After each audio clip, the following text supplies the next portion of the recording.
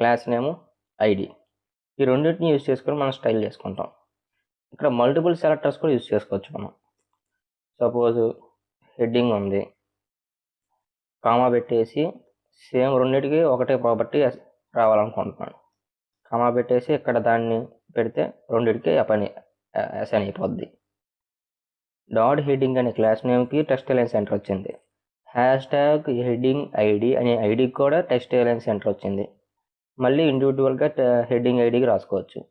ఇలా multiple selectors కూడా use చేయొచ్చు. సో ఇంకా మనకి ఎక్కువగా ఇంపార్టెంట్ అయ్యేవి యానిమేషన్స్. యానిమేషన్స్ యూజ్ చేయడానికి @key frame అనే ప్రాపర్టీ ఉంటుంది. ఈ ఐడెంటిఫైర్ ప్లేస్లో ఇక్కడ మనం ఒక నేమ్ ఇస్తాం. సపోజ్ నేను యానిమా అని ఇచ్చా.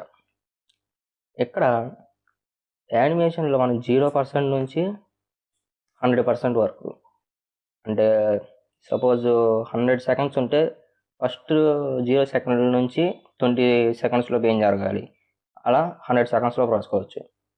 దాన్ని పర్సంటేజ్లో రిప్రజెంట్ చేస్తాం. సో 0% కాడ ఏం జరగాలి, 0% కాడ కలర్ రెడ్ అని ఇచ్చా. 20% కాడ కలర్ బ్లూ అని ఇచ్చా.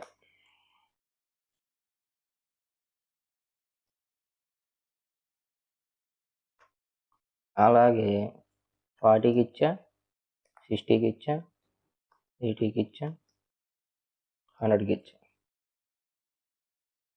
కలర్స్ చేంజ్ చేసుకున్నాం.